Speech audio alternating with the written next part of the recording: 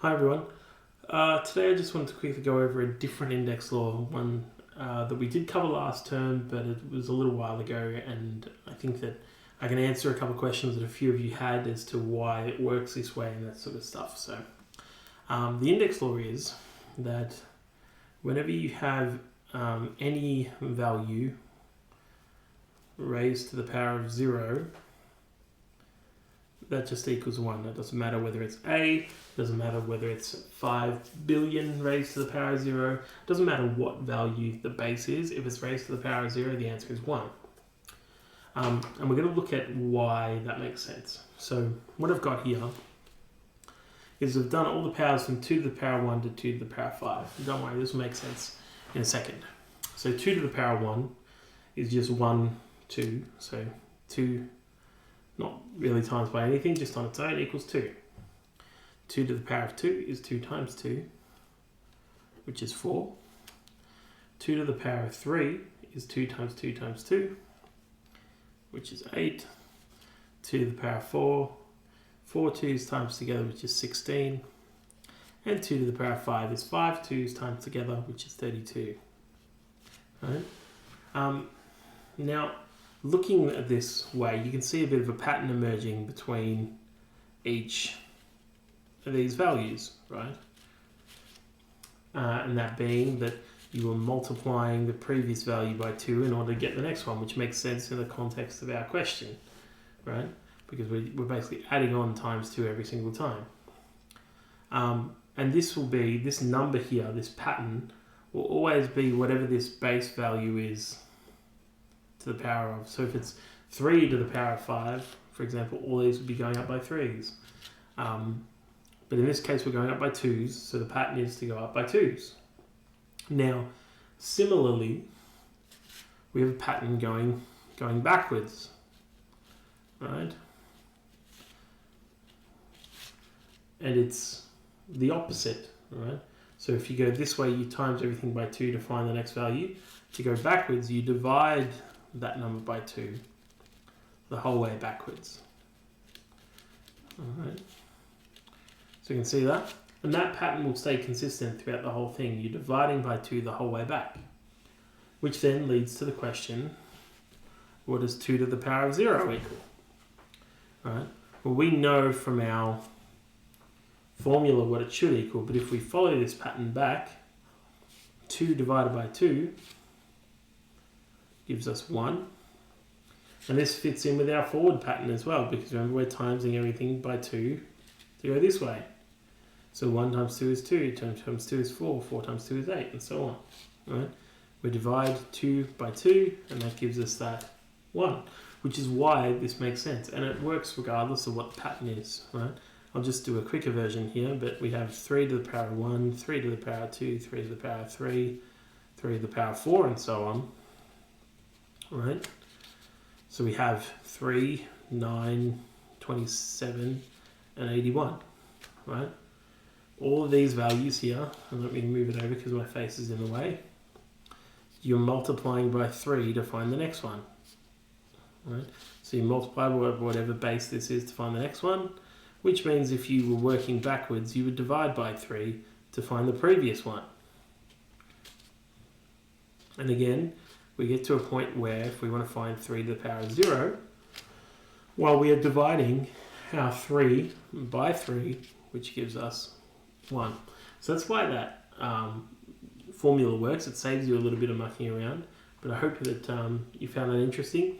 If you are interested as well and you want to go into negative powers, keep in mind this is not assessed as part of your curriculum. So if you want to, you can just turn the video off now if you really want to. But if you are interested, 3 to the power of negative 1, this pattern just continues. You divide by 3, which gives you a third. 3 to the power of negative 2, well, that's a third multiplied by a third, right? So we're dividing, if we divide by 3 again, this is the same as multiplying by a third, which is a third times a third, which gives us 1/9.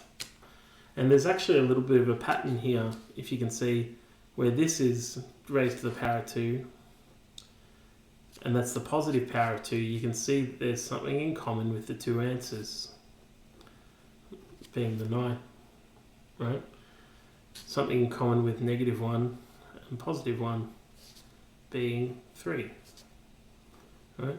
So there is actually another pattern to find through there, which is an index law that we're not testing you on, but that is essentially something raised to the negative power is just the 1 divided by the positive power. But anyway, the main takeaway, a to the power of 0 equals 1, or anything to the power of 0 equals 1.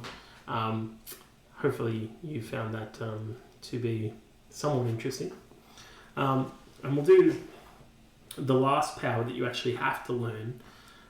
We'll just do a little bit of practice on it today, and then going on from here you can do it yourself, right? So let's say, I'll start with a rule first, which is a to the power of m in brackets raised to the power of n equals a to the power of m times n. That's the rule. That's index law number, what are we up to now? 4? Something like that? 3, 4? So let's look at why this works, right? So if I say that this value here, being 2 to the power of 4, is raised to the power of 3, right? This works the same way as when you have another value. So when I have x raised to the power of 3, right? What that means is I'm multiplying x together 3 times. Yeah? So similarly, if this is raised to the power of 3, I'm doing 2 to the power of 4 3 times. Right? And then this is just a index law 1 problem, right? 4 plus 4 plus 4 is 12. So 2 to the power of 12. Right? And that may seem simple enough, but it's even easier if you use this law. So you go, okay, my answer is still 2, but it's raised to the power of the inside power times the outside, 4 times 3. What's 4 times 3? Well, it's 12, right? So that's how the idea behind this whole thing works, okay? Get a little bit of practice. Let me do another example actually first, so you can get an idea. Let's say I had a to the power of 3, b to the power of 2, all to the power of 5, right? Now, if I'm going to write this out the long way, I say a3 b2 times a3 b2 times a3 b2 times a3 b2 times a3 b2, right?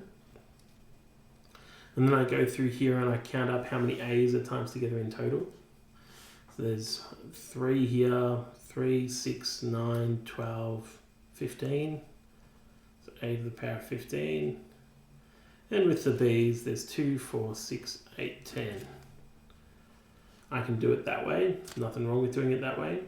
Or, alternatively, I can use the same thing where I multiply each of the inside powers by the one on the outside. So I can do a to the power of 3 times 5 and b to the power of 2 times 5, which equals a15, b10. All right. I understand that this is a little bit of a complex idea.